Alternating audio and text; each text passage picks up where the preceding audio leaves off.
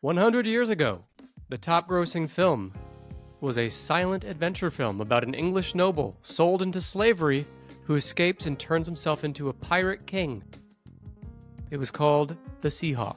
And if you've never heard of it, don't worry because neither have I. But we are going to talk about films you have heard of today. But first, let me introduce you to a man who I've watched in countless silent films without his knowing or consent, and that is Stephen Clark. Oh, Well, what I want to know is what is your favorite silent film of me? It begs the question. I think it was you getting dressed this morning. I would have thought you would have said undressed last night. No, I actually have a thing where I like people to be as clothed as possible. Oh, so like the more people are putting on clothes. So it's like if everybody's sitting down, you're at a restaurant and it's cold outside and everyone says, okay, it's time for us to leave. The dinner's over. Let's go somewhere else. And everyone stands up and they start putting on their coats. That's like you That's watching like, porn. That's I am like itching, and my skin is itching off my body because I'm so into it. Yes, Hmm. exactly. What about putting on shoes? Is there like a fetish there? Like, No, someone, no no shoes. shoes. So you don't care No about the shoes. shoes, huh? Okay. Yeah. Gloves, Gloves. beanies, hats. You know what the ultimate is? Is like someone about to go skiing. So they got the full winter get up, and then they put the mask on that covers their entire face except their eyes. We should probably end this joke soon though, because I don't know if it's I don't know if it's going anywhere. Okay, well, I talked about the silent film, and that really has nothing to do with anything other than it's the top grossing film 100 years ago. We're going to talk about the top grossing films of 2024. Stephen, how many movies did you see in theaters last year? How many films did I see this last year? Honestly, Ballpark it. it's less than 10.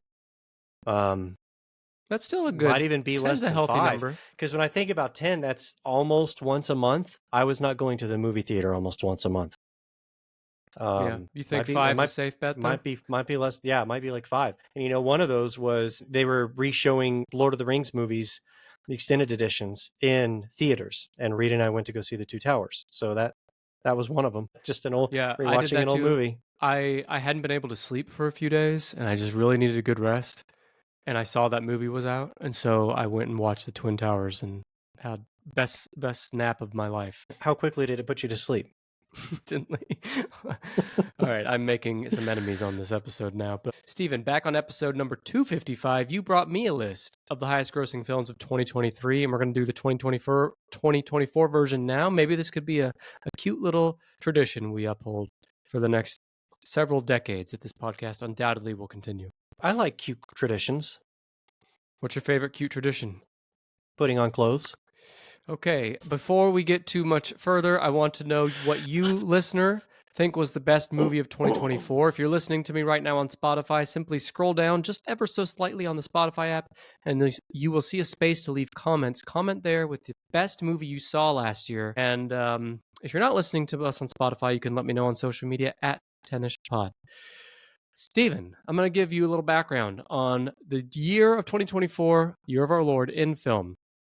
Despite challenges from COVID, competition from streaming, increasing ticket prices, and the writer's strike of 2023, but despite all that, Stephen, the global movie theater market is actually expected to grow in 2024 from 67 billion in 23 to 73 billion in 24. This is worldwide.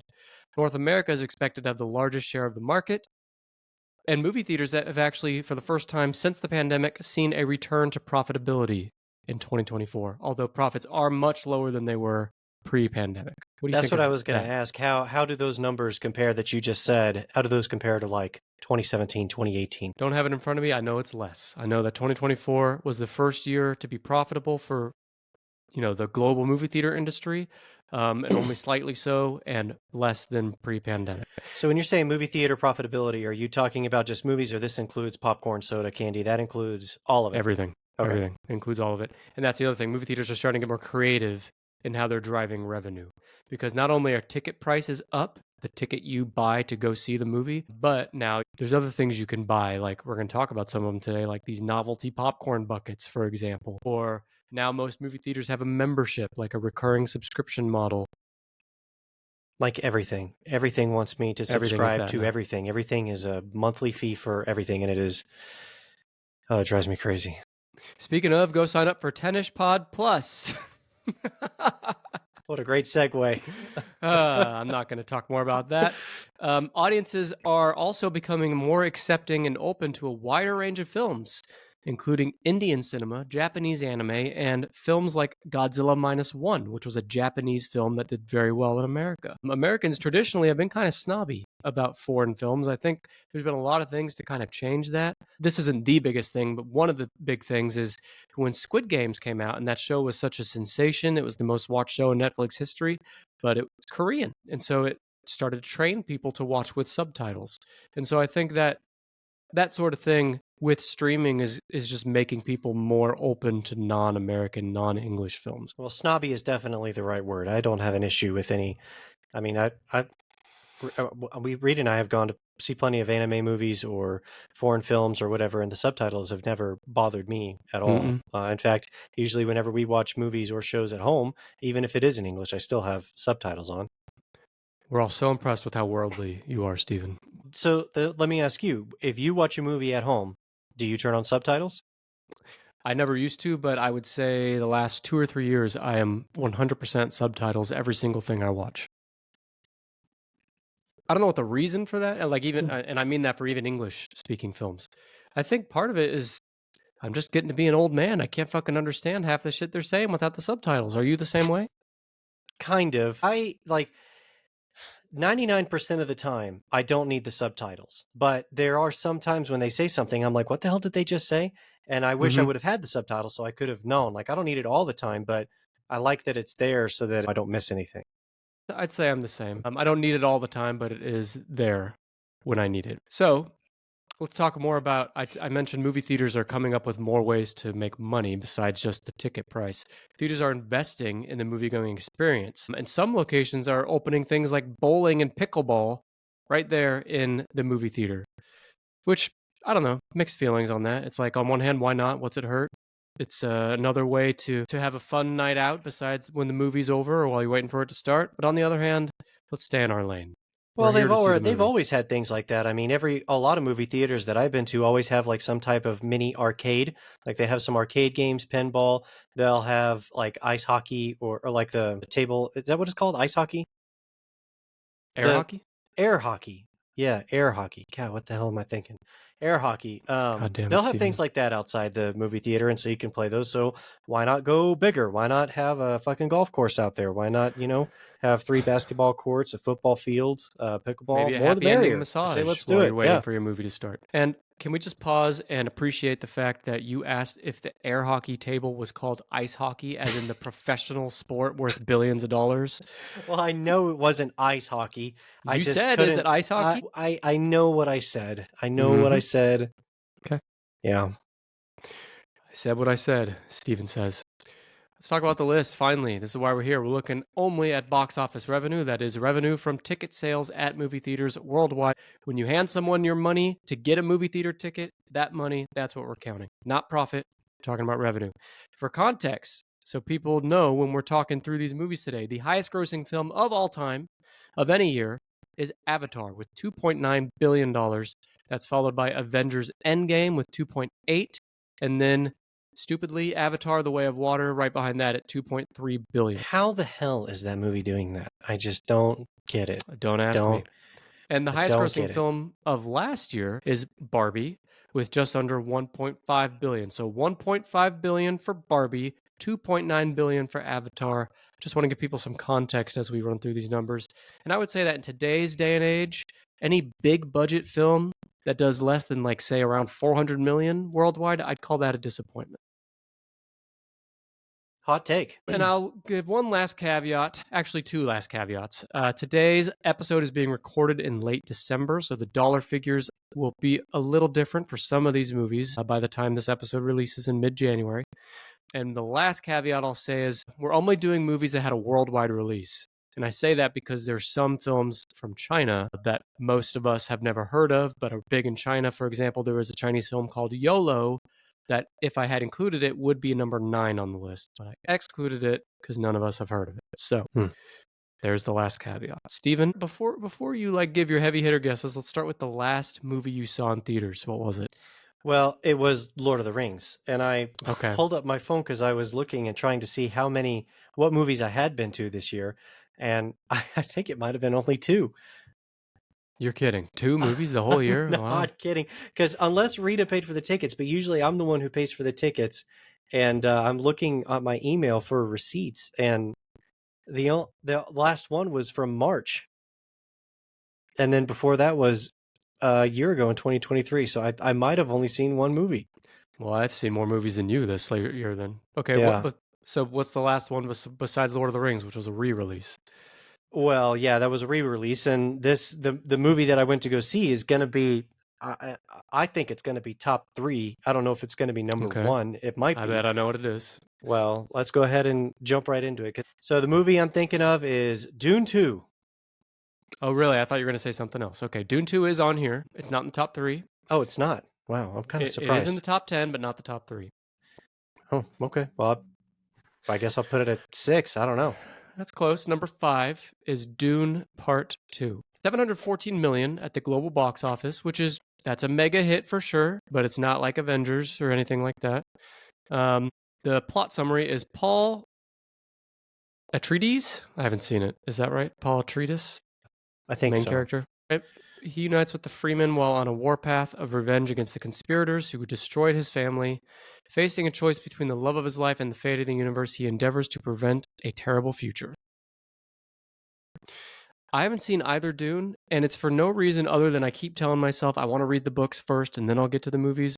But it's been years and I still haven't started the first book, so Oh, maybe I should just suck it up and watch the fucking movies. What do you think? yeah, maybe. I mean, they're really good movies. Yeah, I love Dune 2. I thought Dune 2 was better than the first one. So, um, they got some It winners is there. the sequel to 2021's Dune, the second of a two-part adaptation of the 1965 novel Dune by Frank Herbert. Some random fun facts here. Stellan Skarsgård, who plays Baron Vladimir Harkonnen. Do you know who that is? Oh, yes. That actor who plays that character, the body makeup took 8 hours to apply and 2 hours to remove for every day of shooting. He didn't drink anything and took Imodium pills in order to avoid having to go to the bathroom during shooting days. No, he was also in Pirates of the Caribbean, and he played one of the crew members that was like part of Davy Jones's. Bootstrap Bill. Yes.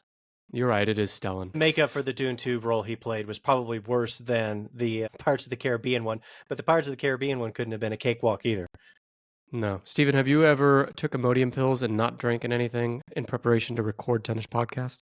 Sometimes I think about it. I think I got to prepare myself, and it's not even. It has nothing to do with the stress of the list guessing Mm-hmm. or the being on point for all the listeners to keep them entertained and happy. Really, it's more just having to deal with your bullshit, and it's not Oh. so much being on the Mm-hmm. podcast as much it is just being around you in any setting. Even if we went Gotcha. on a vacation Yep. or something together, I think about doing those pills. Also, it's just Okay. I struggle to find a way to deal with you, and I'm still trying to figure that one out.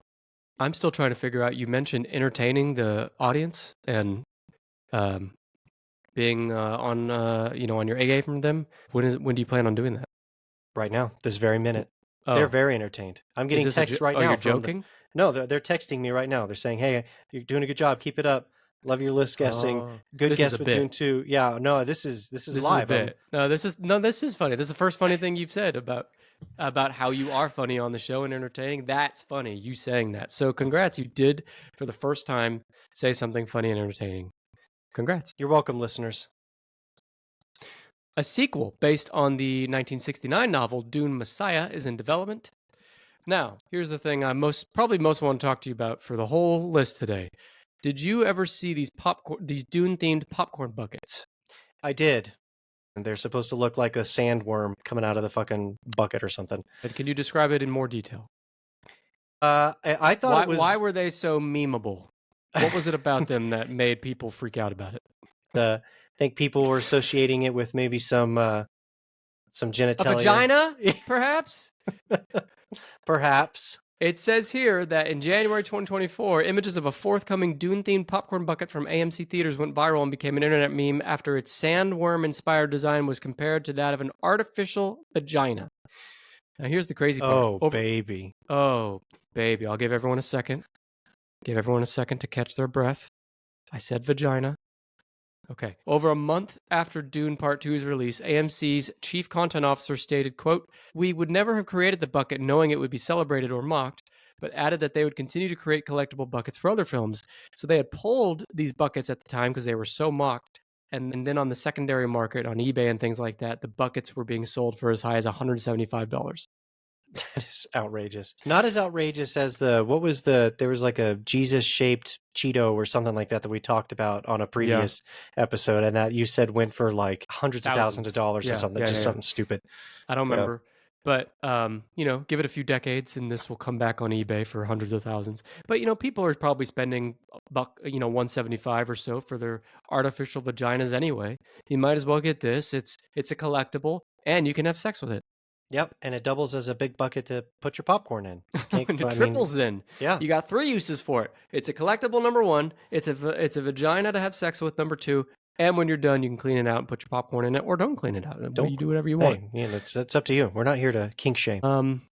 Although you did kink shame my clothes fetish earlier, but No, that's no, okay. I was just asking questions. You're the one No, who I felt shamed like me. you were I was mocking. like, I felt like there what was a little about bit of mocking boots, going on. gloves, beanies? And you were like, no, ugh. Okay, so Steven, the movie I thought you were going to guess first is a movie I know you must have seen in theaters. I don't know about that. Really? Okay. Do you know which movie I'm alluding to? No, is it a Marvel movie? It's Did a a Marvel Marvel movie movie. even come out last year? Yes. Um. A couple of them, but Oh, of course. Oh my gosh. Yeah. Okay. So this has got to be. I'm gonna put it at number 2. Was Deadpool 3? you want to rethink that title? Deadpool and Oh, Deadpool and Wolverine. yes. But Man, you are. that's the third Deadpool. It was the third one. I know, but the title is Deadpool and Wolverine. Wolverine Oh has my co-top billing. Yes, he does. You're right. All right. So, and you're right at number 2. So you Hugh got that one. Jackman, listener of the show. Sorry, I forgot about you. I'd never forget about you, Hugh. Especially so, Dune Part 2 at number 5 had 714 million. This movie at number 2 has 1.3 billion. I am rounding a little bit, but 1.3 billion, which makes it the highest-grossing rated R film of all time. Deadpool is offered a place in the Marvel Cinematic Universe by the Variants Authority, but instead recruits a variant of Wolverine to save his universe from extinction. The film integrates Deadpool with the MCU and retains the R rating of the previous Deadpool films, which is a first for the MCU. First rated R MCU film. The trailer alone had 365 million views in its first 24 hours, which became the most viewed trailer of all time. Shortly after the trailer's premiere, our pal Hugh Jackman posted a jab at Ryan Reynolds with a modified logo displaying Wolverine and asshole, which I thought that was fucking cute. You disagree? It's no, cute, right? it is cute. I loved all cute. of the advertising for this. I'm surprised I forgot about it because I got really excited about this movie. I remember thinking this is one of the first Marvel movies in a while that I've been like really excited to go see, and it didn't disappoint. It was really good. I'm sure. I don't think you saw it, did you? No, as you and the listeners know, I'm Marveled out. I'm superheroed out. I will say though, if I This were one to is go kind see a of superhero on its movie, it own would a be little this one. bit. Yeah, Yeah, it's not. I saw the first Deadpool and I enjoyed it. It was fun. I liked it, but yeah, I don't need to go out of my way to see it. If I was at like someone's house and they put on the movie, it's not like I'd leave the room out of protest. I'd sit and watch it, but Yeah. I'm not going to go out of my way to watch it. What I like about it is that people of all ages like Marvel. There's kids, and you can make kid Marvel movies, and there's adults, and I feel like there should be some adult Marvel movies. And this is like one of the only ones out there. And it's an avenue that I wish other franchises like Star Wars would start going down, where Star Wars is only ever a rated R Star Wars. I never even thought of that. What would that be like? What would that be like? I'd like to know. You know the alien bar scene in the first Star Wars? Yeah. Just imagine all the fucking that would be going. Because they just got done fucking right before the camera started rolling because they know it's a PG film. May as well just roll the cameras while they're doing it. I mean, what's the difference, right? Jabba the Hutt, like with Mrs. Hutt. He has or Mr. Or Mr. No, we saw him with a Mrs. Hutt in one of the movies. Was it episode 1 where he's isn't he there watching the race or something?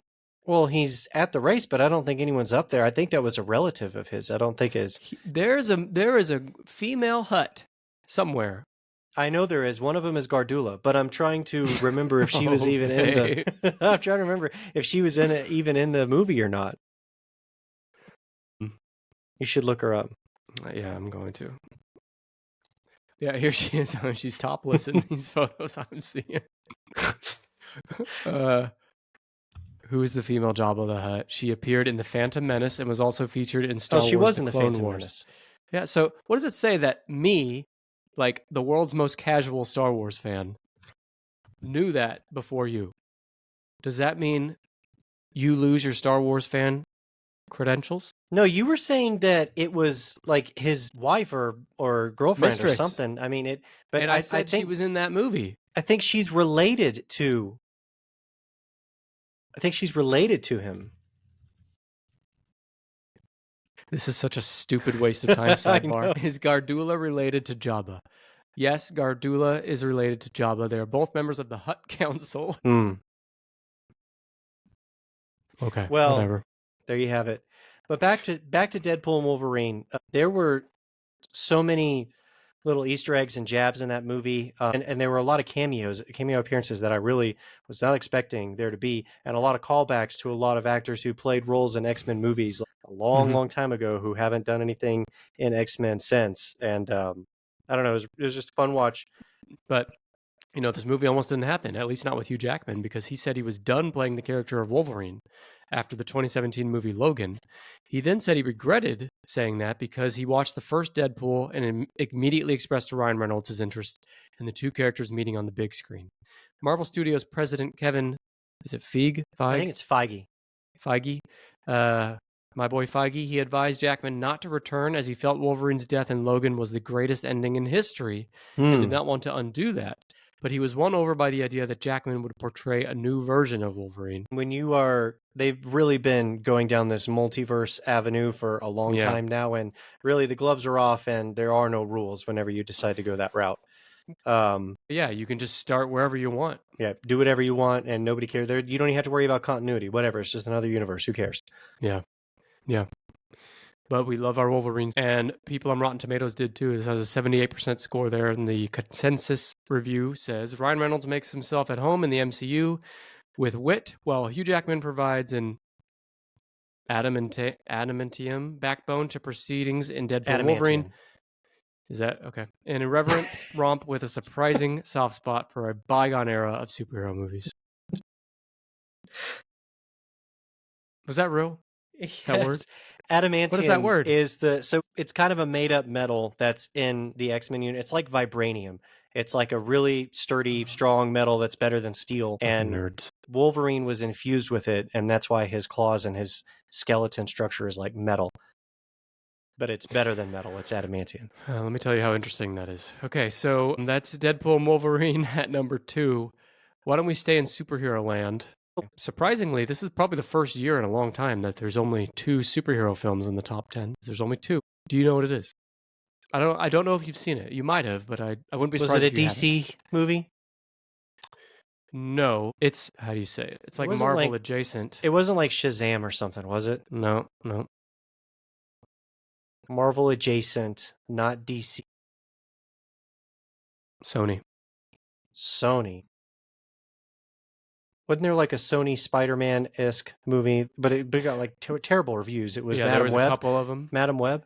It's not Madam Web. That Oh. did come out this year, but this is a different one. This is the third of a trilogy. Big Venom? name, big actor. Yep, Venom. Oh, yeah. Venom. Yeah, read it. We were thinking about going to see that, but we haven't. I guess we just never did. I don't have a good Interesting. excuse. I think this one's pretty low. I'm going to put it at 9. Wow, second one in a row you got right. Whoa, Number 9. Hold on your butts. Venom: The Last Dance, the Yeah. 9th highest grossing film of 2024 with $475 million at the box office. Eddie Brock and Venom must make a devastating decision as they're pursued by a mysterious military man and alien monsters from Venom's home world. Okay, random fun trivia. This is the first ever PG-13 film to use the word motherfucker. Interesting, right? So you only get You only get get one one fuck or in and any PG-13. variation of it, right? Because I remember sounds right. Guardians of the Galaxy 3 said fuck once, and I remember it Yes, was but like they supposed to didn't be a say big deal. motherfucker. Oh, I see. Okay. Motherfucker. Mm. It was spoken during the final battle at Area 51. Um, Now, this is the lowest critically reviewed film in the top 10, 41% on Rotten Tomato. The always watchable Tom Hardy injects ample charisma into Venom: The Last Dance, but the offering buckles under its convoluted tonal ambitions. See, the Venom movies they're entertaining, and obviously I've only seen the first two, and I don't dislike either of them, but neither of them are like great. Like if Mm-hmm. they're on, I'll watch it, and I'll go to the theaters, and I'll have a good time. I'm not going to fall asleep, but I'm also not going to walk out of there like wowed. It's Yeah. one of those movies that's fun, and it's kind of like Deadpool in the fact that it doesn't take itself too seriously sometimes, but it doesn't have the laugh capacity, I guess, that Deadpool has. Yeah. Well, it's kind of like a tennis podcast episode with Stephen Clark. If Yeah, it's on in your exactly podcast like feed, you that. might check it out, let it play in the background, but it's not going to grab you by the balls. It's not going to tickle your Easy, taint. steady. You're going to be in the 40 to 60% approval Mm-hmm. range. You're not going to hit 80, but you're also not going to hit 20. So, you see my name up there, you know what you're getting. Well, I think we've had some 20s in there, but I think you're listeners, right for the most part. go. Nick's going to make a poll. Go. Go. All right, I'll make a poll. Yeah. How's Steven doing on this episode? I'll leave the poll. It's on Spotify. While the film was intended as the conclusion of the Venom trilogy, Tom Hardy did express interest in reprising the role in the future and having a crossover with Spider-Man, saying never say never. I guess they haven't been on film together, these two? Well, I don't know, because the end, spoiler alert, the end of the second movie did like some multiverse shit where Venom appeared in the Marvel universe and Spider-Man was there. And then Venom got yanked back and he went back to his reality. But then like the camera zoomed out or something or zoomed in, and then there was like a little cell or blob of Venom that came alive and started Hmm. moving in the Marvel Spider-Man universe. Yeah, I hate it when I leave behind some Venom goo in another universe. But was that like the post-credit scene? Yeah. Yeah, that's smart. And they might have just done that to leave their options open and they're not committing to anything there. But it seems likely that, well, I don't know. What the fuck do I know? But if I was a betting man, I'd say someday you'll see the Tom Hardy Venom on screen with, what's his name? Tom Holland, Tom Holland. Spider Man. Yeah. Well, so far you had number 9, Venom: The Last Dance, number 5, Dune Part 2, number 2, Deadpool and Wolverine, all sequels, by the way. Mm-hmm. In fact, I'm looking at this list and I only see one film that is not a sequel. Well, that's about all they can do these days is sequels. Mhm. No one, people can make original content, of that I'm certain, but I think, like you said, the market is so razor thin. Like the margin of Mhm. error is so thin, and the market has not been profitable. And so I think nobody is willing to take risks because so all they're doing is just making a bunch of sequels on things that are And already and every popular. sequel on this list, which is 9 out of the 10 movies on the list, every one of them had notes about like another sequel on the way. The one on here that is not a sequel is still attached to some major IP. Yeah. It's almost a self-fulfilling prophecy because the market is stagnant because the movies are stagnant and nobody wants to make original content because the market is stagnant. But I think that if people would take risks and Mhm. get some new IPs out there, some new franchises, something exciting that isn't another Marvel movie or whatever, then I think more people would be going to theaters and that would rejuvenate the market. But, somebody, I guess, has got to take that first leap. And I guess there's been some, you've got Oppenheimer and Barbie and stuff like that was all last Yeah, year, but but even that is only done when it's attached to someone as high profile as Christopher Nolan, right? But I was reading a quote. Some famous actor said, I can't remember who now, but he made the point that I had never thought about, which is like in the '90s, especially '80s and '90s, early 2000s, you saw a lot more risks being taken, a lot more unique, original movies coming out. And one of the reasons is because they weren't worried about the box office because they made up revenue on the back end in home video rentals. oh, People like renting and DVD buying, sales yeah, and oh, okay. DVD sales, Blockbuster. Like you didn't need it to be a hit at the box office because you made up your money on the backside. Now, yes, there's streaming, but the money's not the same there. And so now it has to be a success at the box office. And the budgets are getting so big now that you have to make so much money just to break even that it becomes hard for anything other than a surefire hit or a sequel to come out. So I get why it's happening, but it is a self-fulfilling prophecy and we'll never get out of it until we're out of it. Yeah. Well, I have a guess. Yeah, go ahead. A lot of people were talking about this. I never saw it. I wanted to see it, but I didn't get around to it. And it was an alien movie. I don't remember the exact title, but there was an alien movie that came out, wasn't As there? in the Alien franchise, Yeah. like Alien series. Uh-huh. Um, that is Alien Romulus, Romulus. and Okay. it is number 16. Oh, geez. Okay. I want to see that too. It's on streaming now. I haven't got around to watching it. I will eventually, but yeah, it's number 16. Okay. Well, that was my guess. Let's go with the closest thing in the top 10 to that. And it's not that close, but it's the closest thing. This features not aliens, but monsters and like otherworldly kind of mystical beings Hmm. fighting. It is a combination of two franchises coming together. Kind of like Deadpool and Wolverine, actually. Same sort of concept. You mentioned a Godzilla movie. It wasn't that. It isn't that, Mm. is it? Did a Godzilla movie come Godzilla out? minus one is the one I mentioned, and it's not Yeah. that. But it is a Godzilla movie. Okay. It's a different Godzilla movie. Godzilla and King Kong, The New Empire. Okay. I didn't even know anything about that. Well, let's see if you can get your third guess right in a row of the number. Let's go for number no. Let's go to number 10. You sure? Number 10. I want to give you a chance because you've Nope. been on a streak, and I don't Number want 10. you to. Okay. I tried to talk him out of it, people. It is not number 10. It is number 6. You were Oh. closer at 7. You thought I was trying to. Yep. I thought you were trying to. Yep. I thought you were trying to pull a wool over my eyes. I If would it was never. a snake, it would have bit me. Godzilla and King Kong. Is that what it is? But it didn't bite you. It's pronounced it's spelled Godzilla X King Kong, The New Empire. It is number 6 with Is it 572 X-rated? million.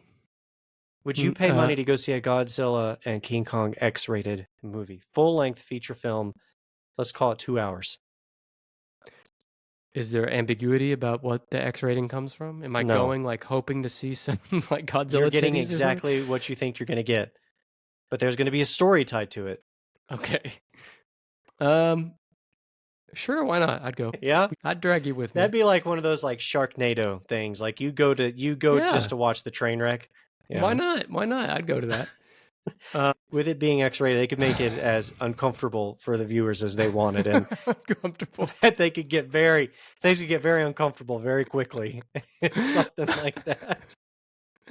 Well, and you don't even have to worry about making the actors uncomfortable because these are, CGI. Yeah, CGI. You can do whatever you want. You can do whatever Sky's you the want. limit. Sky's the limit. God damn. Okay, well, we're giving him some ideas. Yeah. Two King ancient Kong would be the titans. one who pulls out the bucket of popcorn from the dune. He'd have it with him, but it'd be like a monster-sized bucket with the dune creature on it. You said King Kong would pull out the bucket. King Kong would pull out the bucket, but I think Godzilla would just pull out. Am I right? Whoa. Well, Godzilla and Kong, they clash in an epic battle as humans unravel their intertwined origins and connection to Skull Island's mysteries. It is the highest grossing film of the MonsterVerse, as well as the highest grossing film in the Godzilla and King Kong franchises. This is weird. The Egyptian battle between Godzilla and Kong was inspired by the fight scene between Rowdy Roddy Piper and Keith David from the movie They Live in 1988. I know you probably haven't seen that. No, I have not. According to director Adam Wingard, he views Kong and not Godzilla as the true main character of the MonsterVerse. He says, Kong is easier to relate to, stating you can't be as close to Godzilla as you can with Kong. And I think that's even more true when King Kong pulls out the monster-sized vagina popcorn bucket. Oh, absolutely. Yeah, it makes it more relatable for sure. A sequel is planned, March 2027. Of course. Well, why not? I mean, like, yes, we can scoff at how unoriginal it is, but if it made money, there's no reason not to. Why not? It's just like Fast and the Furious, which was there one of those this year? I think that was I could last have year. been mistaken. Yeah, well, I think it was on the list, but yes, but people are seeing them. Why not make more? Okay, so give me another guess. All right. Well, I'm still drawing blanks on what came out. I'm just gonna. Were there any like Disney Pixar style movies? Several. Oh man, help me out here. Give me some hints. Okay, let's go with an animated film that is not Disney, but it is animated. I'm sure you probably are aware of it. It stars Jack Black. How you said that, all I could think about is Mario. Mm-hmm. It came out in 23. I don't know. It has Chinese influence. Does that help? Kung Fu Panda? Kung Fu Panda One of those 4 came out? Oh, Kung Fu is Panda on the 4. list. Okay, I'm gonna keep this middle of the road. We're gonna go 8. Are you sure? Yes. I'm gonna give you one last chance. Nope. Sock it to me. Sock it to me. Number 7 is Kung Fu God Panda damn it. 4. But guess what? There is a 4 in the title, and if you take 4 and multiply it by 2, you get 8. So you get partial credit. -1, get to 7. There you go. Mm-hmm. 548 million at the box office worldwide. After Po is tapped to become the spiritual leader of the Valley of Peace, he needs to find and train a new dragon warrior, while a wicked sorceress plans to resummon all the master villains whom Po has vanquished to the spirit realm. Listen to this shit. This film marks the first time that Po refers to himself as the Kung Fu Panda. Those words were never actually spoken in a Kung Fu Panda movie until this one. Really? Man, they're really stringing you along for that one. Is your mind blown? You go to the movie theater, you're like, when are they going to say it? And they never do. And then it's almost like, I guess it's not as, because in Captain America always says Avengers Assemble, but he never said it in any Marvel movie until Endgame at like the very, very end. That was like the first time he ever said it. So it's like that. They're stringing you along. They're like, when's he going to say it? When's he going to say it? And then, and all the Karens are going and complaining to the theater manager that, hey, they didn't say Kung Fu Panda in this movie. I feel like I need a refund. But well, now what do? Like that's the break glass in case of emergency thing. So they did that. So now what are they going to do for 5? For 5, it will be the first PG animated film to say motherfucker in it. Fuck yeah, Jack Black, get you some. He'd be all over it. Listener of the show. 74% on Rotten Tomatoes. The consensus says Kung Fu Panda 4 offers enough eye-catching entertainment to sustain the franchise's young fans, although it's starting to feel like this series is running out of steam. Like I said, they're saying that because they finally dropped the Kung Fu Panda. That's all they had. That's all they were. They were holding back. that in the holster. Yeah. Once the genie's out of the bottle, you can't put it back. I get it. How many Kung Fu Pandas have you seen? 1. The first one? I don't know. It was on in some room while my fucking stupid kids were watching it. They don't know that it's bad, though. Give them a break. Okay. Yeah, well, the first one, it was a long time ago. Like when it first came out. It's probably like 2010. You were a college-aged man. Why did you see this movie? Well, I was thinking about this whenever I'm sitting here struggling on this list. Like the younger me would be so disappointed in myself because I used to watch movies all the time, and I had a dream of like having a huge movie library, and like I wanted a cool home theater. When I was in college, that was what I thought I wanted. At you. Now it's living in some apartment in Denver. No theater room there. No. What happened to you, Steven? You used to have a binder.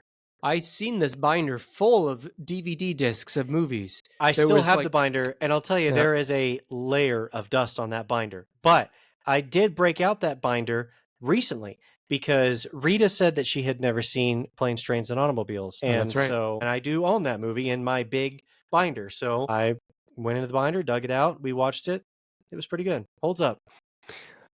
I think we've talked about this on a past episode, but if I owned Planes, Trains, and Automobiles on a DVD, I'd still pull up the streaming. Yeah, and you said the hassle of getting it out, I'd even going pay down there, $3.50 putting to rent in the it disc or whatever. Yeah. But hey, I know I'm bougie like that. Well, let's stay in animated land. There is another non-Disney animated film in the top 10. This is a big one. This is part of a big franchise that you're probably annoyed with, even though you've never seen it. Big animated franchise that I'm annoyed with? I hear other adults get annoyed because, like, moms and grandmas will always use these little guys in memes all and right, texts. there you go. That's all you GIFs. had to say. That is all you had to say.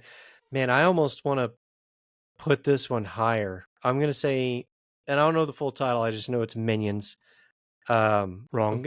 It's actually Despicable Me. Oh, which is part of the Minions universe. Yes. Yeah. Whoops. I'm going to go number 4. You sure? You going to sock it to you again, or do you want to rethink? I'm not going to, no. Number 4. Stay. You're going to stick with it again because the last 2 times you stuck with it. I know, but I feel like you're okay. You're setting me up for and it's the second I give in to your nonsense and your bullshit, I'm going to say, all right, yeah, you're right. I'm going to change. You're going to go, ha, dumbass. You shouldn't have switched. I would never do that, but you are wrong. Despicable Me 4 is number 3 in the top 10. Damn it. Steven is wrong. This grossed $969 million. Oh, Gru, Lucy, Margot, Edith, and Agnes welcome a new member to the family, Gru Jr., who is intent on tormenting his dad. Gru faces a new nemesis in Maxime Le Mal, played by Will Ferrell, and his girlfriend Valentina, and the family is forced to go on the run. I did Oh, see this. I laughed. It's pretty good. really? Will The Ferrell? mo- I'm, I'm kind of surprised to hear that a little bit. yeah, he was the highlight. I guess he's kind of in a lot of stuff, like random thing. Like, I mean, he was in the Lego movie and some other stuff Mhm. too. So like He was in Barbie. he'll pop in. Yeah. Was he Yep. really? Yeah. Oh. I told you that. Barbie's a good movie. You should watch it. I know. I just haven't got around to it. At $100 million, Despicable Me 4 is tied with the Super Mario Brothers movie for 2023 as the most expensive budget movies that Illumination has made.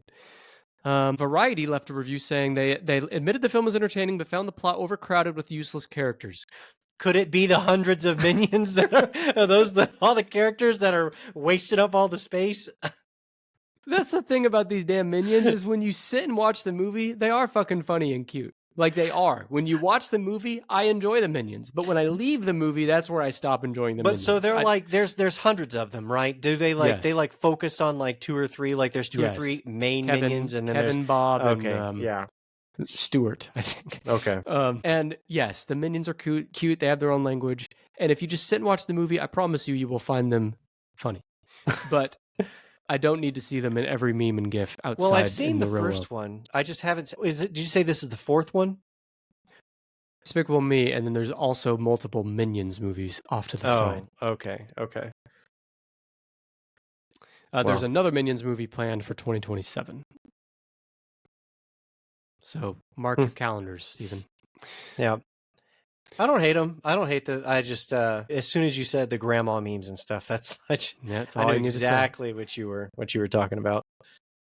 There are 2 more animated films on here, and these ones are Disney. Are they original or are they like? They're sequels.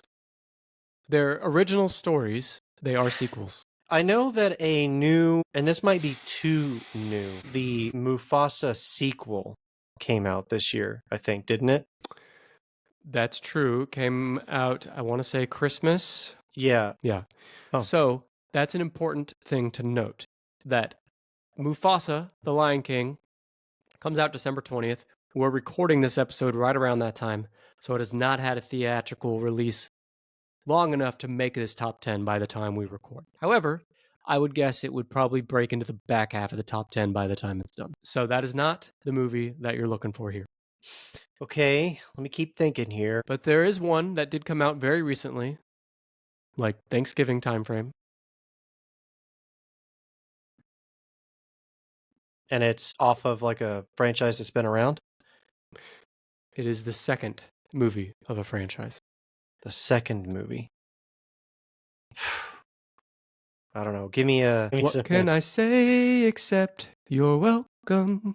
Oh, yeah. Moana 2. Okay. Moana 2. That did come out. I heard it didn't get that good reviews. Yeah, the first one was like Mixed. beloved.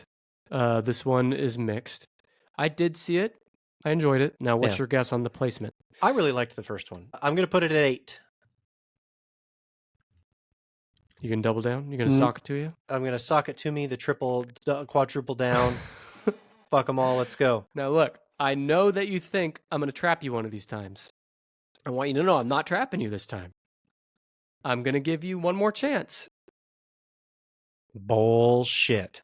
Okay, you're going 8. I'm going 8. Cut 8 in half, and you get 4, which is Moana 2 That at number fucking high? 4. Jesus. I was so and- confident, I even typed it in. I typed it You in at fucking 8. I was idiot. so confident. Because you thought that me saying I'm not bullshitting you, that's what made you solid in your Yes. guess. Yeah. Yep. Okay.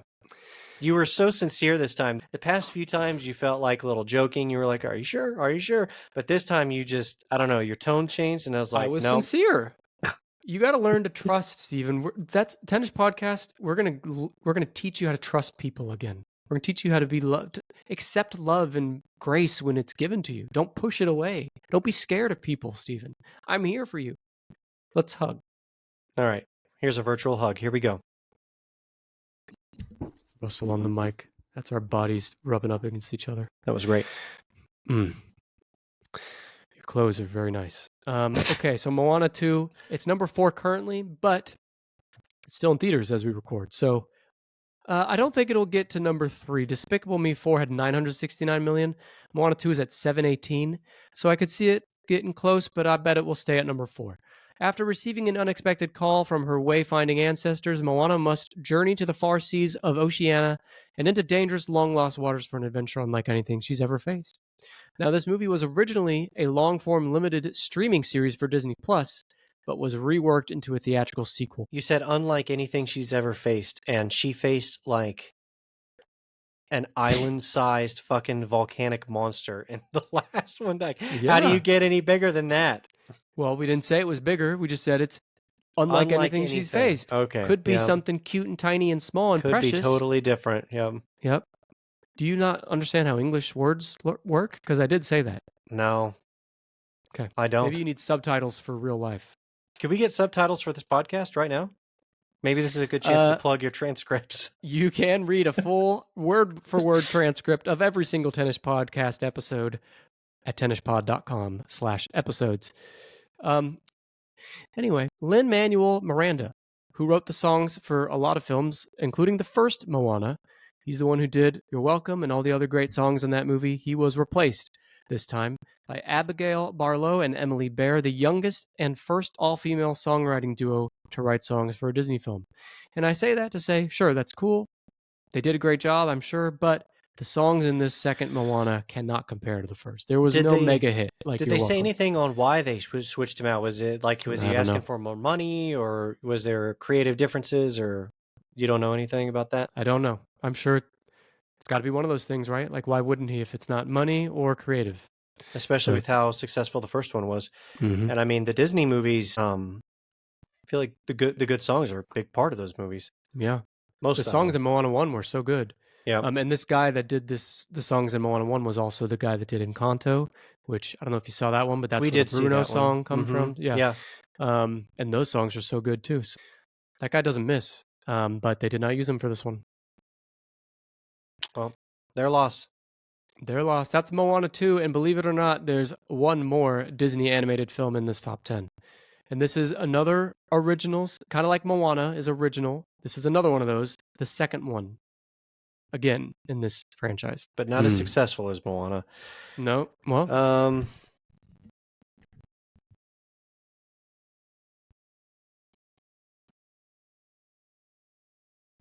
What's another hint here? Amy Poehler, who is Leslie from we did Parks and see Rec. this one. We did see this. I don't know why I didn't think of this. I don't know why that didn't pop up on my receipts that I was searching. We're learning that Rita has paid for more movie tickets than we originally thought. I don't know how that happened.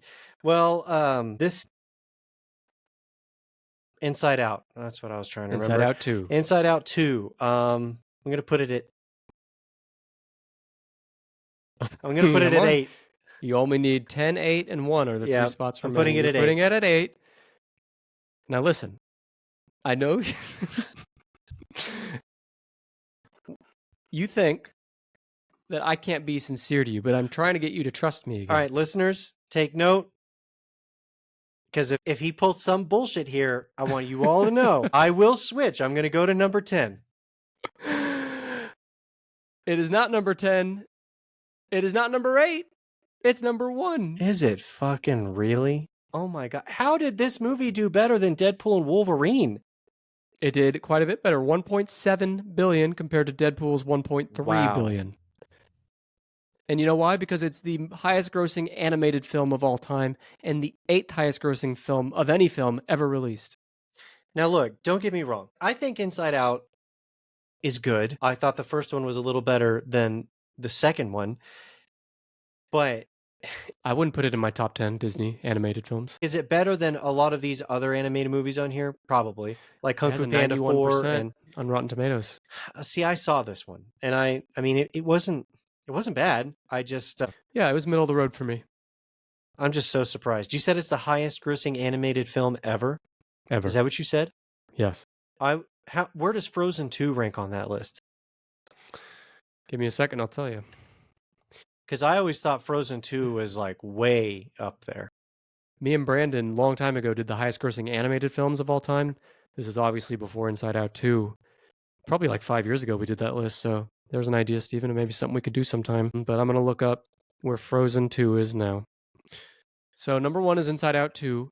Frozen 2 is number 3. What's number 2? That's the last one I'm giving you because I don't want to spoil this whole list in case we do it again. Oh, Uh, okay. Lion King, the 2019 Lion King.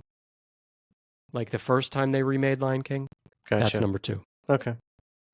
Anyway, Well, I'm surprised. I liked it, but I'm Steven surprised. hates Inside Out 2, is what I'm getting. This film, Inside Out 2, beat Inside Out 1's total box office in its first 16 days of release.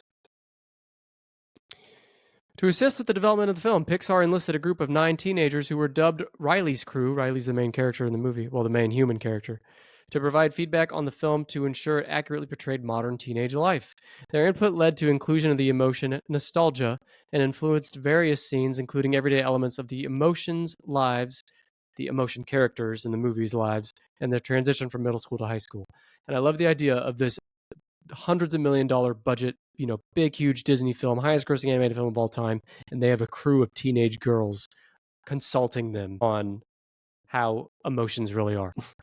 Do you really need a panel of teenagers to tell you how teenage girls' typical emotions are? I mean, don't we all know by now? Well, I guess if you have teenage girls, it's a lot easier for you to, pick up on that. But for people like me who don't have teenage girls and we're Well, not a you're not making teenage this girl, movie. allegedly. Yeah. There's a crew of hundreds or thousands of people working on this movie, and none of them said, "Hey, instead of spending budget on this teenage focus group, how about we just fucking exist in the world?"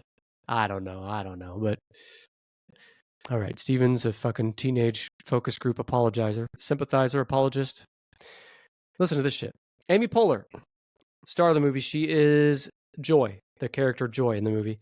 She accepted an offer of $5 million in addition to bonuses that she gets. But Bill Hader and Mindy Kaling, who played characters in the first movie, were offered $100,000 each, and they declined. Who do they play? Bill Or what Hader characters? was Fear, Oh. and Mindy Kaling, who plays Kelly in The Office, Uh-huh. she is Disgust, or was Disgust in the first film, and they were both replaced in the second film. Those emotions aren't even in the movie, are they? Yeah. They are. Fear is the one, he's like the scaredy cat emotion that is like tall, skinny, and Disgust is like the female purple one that like is too cool for school. Oh, yeah. They were offered $100,000 compared to Amy Poehler's $5 million. And I'm not saying the analogy that I'm about to make is like 100% accurate, but think about like Robert Downey Jr. and how much he gets paid in Marvel compared to any other of the superheroes. I'm pretty sure he's like 10x, if not more, than all of the other ones. I guess. Doesn't seem fair, does it? I think Robert Downey Jr. is a bigger anchor for that franchise, though, than Amy Poehler is for For Inside sure. Out. Agree. But I mean, I say that, and here we are. I mean, Inside, they're doing something right because it was the most successful animated film ever. So I don't know. Yeah. Well, Steven, we are out of animated film land. Now we have 2 left, just number 10 and 8. And I'm going to fucking love it when you guess the placements wrong, even though you only have 2. I got a options 50-50. Mm-hmm. Listeners, make Anything your else bets coming now. to Jump mind? onto the polls, make your bets now. I think they're taking odds in Vegas on this. Yeah. Do I have any guesses? Well, no. All right. One of these is a sequel. They're both sequels, but the one I'm going to talk to you about first is a sequel from a 80s film. There was an Indiana Jones this year, I think, wasn't there? I think there was. And Indiana Jones. In fact, this is a good. I think Indiana Jones might have been 23, actually. But this is a good segue. Let's look at some big movies that were just outside the top 10. Number 20, probably the biggest disappointment in film history. I'd call this like the biggest box office disappointment is Joker, Fully Adieu, because the first Joker at the time was the highest grossing rated R film ever, critically acclaimed. Everybody loved it. They got the main star to return for the next one, as well as another huge star in Lady Gaga, and they decided to make it a musical, and it gets fucking torched in the reviews and doesn't even make like a tenth of what the So do first you one think made. the reason it flopped is the first one just ended like conclusive, like it didn't need a sequel, and so nobody was interested in going to see a sequel? Or do you think it flopped because it was a musical? Because I don't think it had anything to do with the first point you made. I think it's everything to do with A, it was a musical, and B, the reviews were merciless against it. It got so much bad press that people didn't go see But it. even the movies that have bad reviews, you still got a lot of people that are wanting to go see it like in the first week. And that's when a lot of these movies make a lot of their money is in the first week. So you think you build up the excitement, a lot of people go, and even if it had bad reviews, they still made some money because a lot of people went. But you're saying nobody went. I mean, it still did well. Well, if you Yeah. weren't looking at the budget and you're just looking at the box office, it did well. The problem is the budget was huge and it didn't even break even. Oh, I see. Um, Okay. it's number 20 on the list for highest grossing of all the 2024, but it should be like number 4 or something. You know, it Okay. should be way up there based on the first one, and it's not. Number 19, I'm sure you were first in line to see the Garfield movie. God. Number 18, I really enjoyed this movie. I saw it on streaming though, and that's A Quiet Place Day 1. Number 17 is what I'd call the best animated film of the year, and that's The Wild Robot. Highly recommend that movie. Number 16 is Alien Romulus. 15 is It Ends With Us. 14, Twisters. Yeah. I could have seen that being higher, right? Yeah. 13, Kingdom of the Planet of the Apes. I wanted to see that, and I just haven't gotten around to it. Yeah. Number 12, a big one, Gladiator II. I completely forgot that they did a second one until you just said that. And this one still has some trickling in since we're recording this in December, so What was what was the reception like on that one? Did it get good reviews? Do you know? I think so, but I'll double check. I haven't seen it yet. I plan to, but I have not seen it yet. I could see this inching up to number 11 or 10 by the time it's done. Positive reviews from critics, praise for performance, direction, set design, action, criticism for the emotional tone, and historical inaccuracies. Well, no shit, you don't say. I know, sometimes it's like, what do you think? What are you expecting? But guess what beat Gladiator 2, at least so far? Bad Boys Ride or Die. What in the fuck is that? That's a sequel to Bad Boys with Martin Lawrence. It'd be better with Martin Short. Martin Lawrence and Will Smith. Will Smith is still doing movies? He has fallen a long way, but yes, he's still doing movies. He's got I Am Legend 2 coming out soon. Really? I think I Am Legend might have been the last good Will Smith movie I watched. Okay, no. So there is a sequel coming out. Will Smith is in it, as is Michael B. Jordan, who's in a bunch of shit. He's Creed. Yeah, Creed Creed movies. is what I was thinking of, yeah. So I'm unsure if Will Smith is the star in the second one or if he's just like a supporting Might role. be like a cameo. Maybe it happens like 10 years after the fact or something, and, you know, Will Smith shows up, says some shit, leaves. Slaps someone for talking about his wife. All right, so that's outside the top 10. Now you just need 10 and 8. One of these is a sequel to a 1980s film by Tim Burton. That's a big hint, brother. Come on. Yeah, I know. Tim Burton. I should know this. Think Halloween time frame. Yeah. You got people screaming at you right now. I know. What I've really learned from this podcast is that I need to start watching more movies and I need to keep up with this a little bit better. Yeah, you fucking do. Oh, Michael Keaton. Well, did Tim Burton Winona do the Ryder? This is Beetlejuice. Oh, yes, of course. That did come out this year. I know. So is it 10 or 8? Number 8. Now, I'm not even going to give you a second chance this time. Okay. Because you got it so rightly wrong. It is number 10. Beetlejuice, you fucking idiot. I hope no one put money on you getting that right in Vegas. Or they put money on me getting it wrong. Yeah, well, some very rich people then. Well, the payout would have been nothing. Yeah, they probably made pennies on that. The people who The people who bet that you got it right, that would have they were got the it right. underdogs. Yeah, They would have won they would big. have been billionaires. Yeah. Sorry, listeners out there. Sorry about you.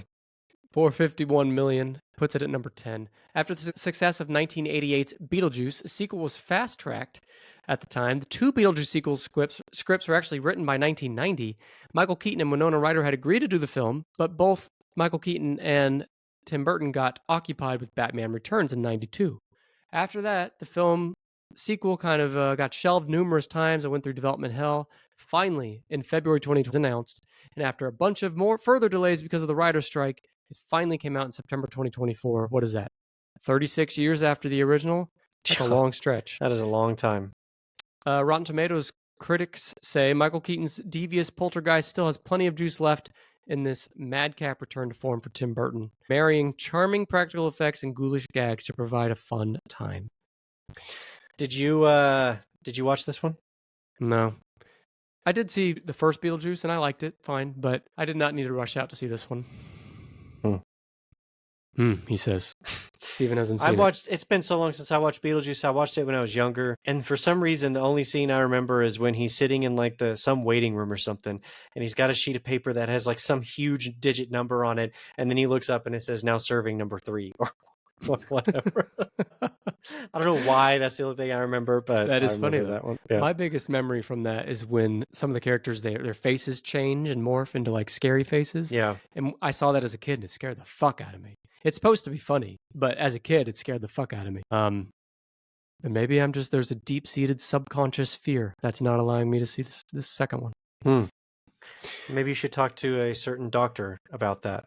A doctor of psychology? Let me know if you know of any. I don't know any good ones. Though cast members seemed enthusiastic about a potential third film to be titled Beetlejuice, Beetlejuice, Beetlejuice, which I do have to admit would be kind of cute. Tim Burton said, let's do the math. It took 35 years to do this, so in another 35, I'll be over 100. Okay. I guess it's possible with the advent of science these days, but I don't think so. At least he's self-aware. What a cheeky son of a bitch. What a cheeky son of a bitch. Tim Burton, listener of the show.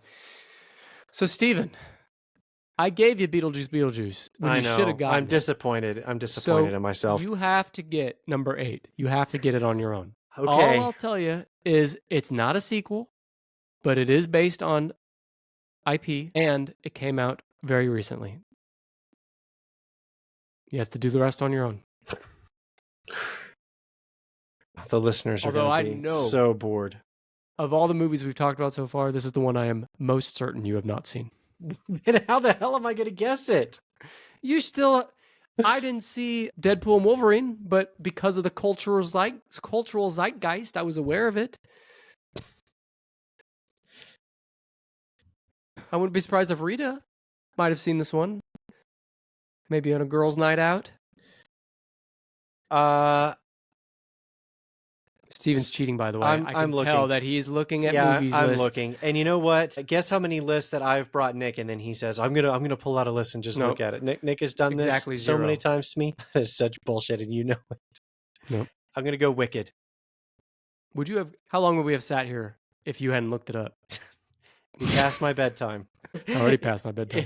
If you made me sit here and guess it, I would have never got it, honestly. We should have done that. Wicked, they're sitting on $523 million and counting. Number 7, Kung Fu Panda, has 548, and Godzilla at 6 has 572. Wicked at 523, it's still in theaters. I could see it climbing up to number 7 or 6 by the end. But as of now, it's at number 8. Alphaba, a misunderstood young woman because of her green skin, and Glinda, a popular girl, become friends at Shiz University in the Land of Oz. After an encounter with the wonderful Wizard of Oz, their friendship reaches a crossroads. It is the first installment of a 2-part film adaptation of the stage musical of the same name, which is based on the 1995 novel, which in turn is based on the Oz books and the 1939 film The Wizard of Oz. LUK magazine, they wrote that the film was a much-needed escape with a powerful message of kindness, friendship, representation, and acceptance that was warmly welcomed by audiences in the wake of the aftermath of the 2024 U.S. presidential election. So what they're saying there is everyone's so fucking depressed over the results of the election that this was a much needed escape. Which Hey, which isn't it seems what are movies for if not that? yeah, seemed like a stretch to me, but whatever. The review added that from LGBTQ plus representation to shining a light on disabilities, animal rights, female friendship, and more, Wicked not only offers escapism to a world of utter fantasy, and that's utter, not utter as in cow utter fantasy, because that's a different kind of fantasy altogether, am I right? But utter fantasy, but equally acts as a sharp reminder of how to navigate a world marred by corruption and discrimination. End quote. End quote. Although now I have all kinds of cow utter fantasies going through my brain. Let's I'm talk kind about of them. distracted by it. I'm Well, ready. one, uh, yeah. Imagine if when they went to go see The Wizard of Oz, it was a giant cow udder. Or you know the levers and pulleys that the wizard is pulling to make the Yeah, he's actually pulling mirage? cow udders. He's pulling cow udders. Hmm. Hmm. This is we could go lots of places with this. It Let's makes me stop. think of that. God is the main. All right, well I'm done. Okay. Anyway, the last note is Wicked for Good. That's the title. That's the second part of the Wicked movie. It comes out November 2025. So, Stephen, with a lot of help, A lot. we got through the top 10. I'm going to read back through them, and when I'm done, I want you to tell me the favorite that you saw, and of the ones you haven't seen, which ones you're most interested in seeing. Number 10 at $451 million is Beetlejuice. Number 9 is Venom The Last Dance. Number 8 is Wicked. It'll probably climb a few spots by the time it's done. Number 7 is Kung Fu Panda 4. Number 6 is Godzilla King Kong The New Empire. Number 5 is Dune X-rated. Part 2. We can hope for the next one. Number 4 is Moana 2. That's another one that could climb a spot or two by the time it's done. Number 3 is Despicable Me 4. Number 2 is Deadpool and Wolverine. Number 1, the highest grossing animated film of all time at $1.7 billion, Inside Out 2. So my favorite is down to Dune 2 and Deadpool and Wolverine for different reasons, but I think I would give it to Deadpool and Wolverine. So that's my favorite. And the one I want to see the most on this list is probably Beetlejuice. Really? Yeah. Okay, and what's the one you're least interested in seeing? Kung Fu Panda 4. Really? Okay. The one I'm least interested in seeing is Wicked. And Oh, I just because thought you were I'm going to not say into Venom 3. no, I'm not into musicals. Which is ironic. So I do like the Disney music, like cartoon musicals, but like a real like a play type musical. I'm just not into that shit. But you're telling me with a Marvel franchise, and I get that it's not Marvel, but it's still Marvel a little bit. And you probably haven't seen any of the Venom movies, have you? No. You would just jump in the middle, and you would be willing to do that over Wicked, which is like isn't it standalone? I mean, it's not like a sequel or Yeah. anything, is it? Yeah. It's the first part of a two-part film. You're telling me your kids come up and they say, "I want to go see Wicked." You're going to tell them no? No, I wouldn't tell them no, but you're asking the question is what do I want to see Oh, most? okay. And Wicked is last. I don't want to see Venom either, but I would see that before Wicked. Hmm. And I'm not saying Wicked's bad. Okay. I know it's No, good. I know. I'm just I'm trying just to. saying it's not what I'm interested in seeing. I personally don't like musicals either. I was just trying to gauge what your level of distaste was for musicals. And No distaste for Wicked in particular, but just a lack of interest in the musical type film. The best movie of those I've seen on this list, man, I guess Moana 2. And Moana 2 wasn't even that great, but you'd put Moana 2 over Inside Out 2? Or did you not no, see Inside Out 2? I saw Inside Out 2. I would put Moana 2 over Inside Out 2, but I That's think I might surprising. actually pick Despicable Me 4 as better than both of those. Huh. Well, my recommendation to you is to watch Dune. Oh, the one I want to see most is Dune. The one I haven't seen that I want to see is Dune. Yeah, but obviously you need to watch the first one before the second one. Yeah, and I've been planning to. Again, I kept telling myself I'll read the books first, and I just haven't. So I think I'll probably give up on that dream and just watch the movies. Well, while we're on the topic of Dune, I think there's a prequel like series about Dune There is. on Max also. I haven't watched There it, is. but I've seen it. Seen it up there. I've heard good things. Haven't seen it yet either. But assuming I enjoy Dune 1 and 2, then I'll probably watch that next. Yep. Well, the thing I'm walking away from this podcast episode the most is that I need to catch up with some movies. I need to do a better job next year. You do. There was a lot that was going on this year, but This year, as in 2025, you need to catch up. Yeah. New Year's When this comes out. resolution. I already Yep. made it. Since this comes out in real time, yeah. New Year's Day has definitely happened already as we record. Happy Yeah, New Year, I'm with you. listeners. I do watch a lot of things, but most of my watching hours are spent on series and like documentaries and stuff. Yeah. It's not that often that I'll watch like a regular feature length film anymore, but I should. Yeah, I need to get a list of the best movies, honestly, probably from the last 5 years, maybe even 10 years, and just get a list. And then sometimes Rita and I sit down and, we're trying to find something to watch. And I just need to pull up that list and fire up one of these movies that I haven't seen yet. Like Barbie. Yep. Like Barbie, I recommend it, bub. And The Wild Robot from this year.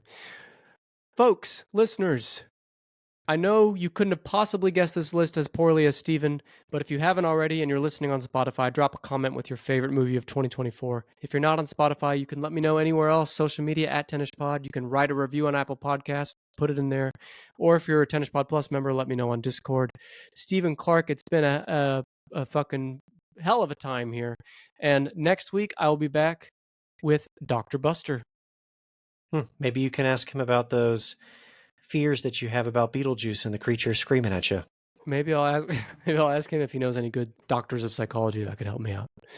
Ask him if he can wear a ski outfit while you're talking to him. Although you might be a little too distracted.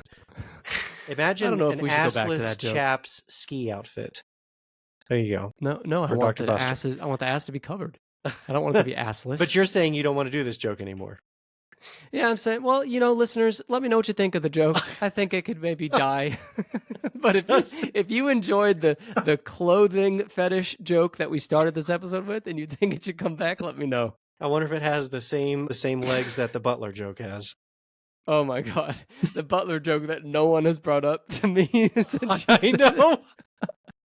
I enjoyed it though. I'm going to keep bringing it up until someone says something, and then once it finally catches on, I'm going to stop.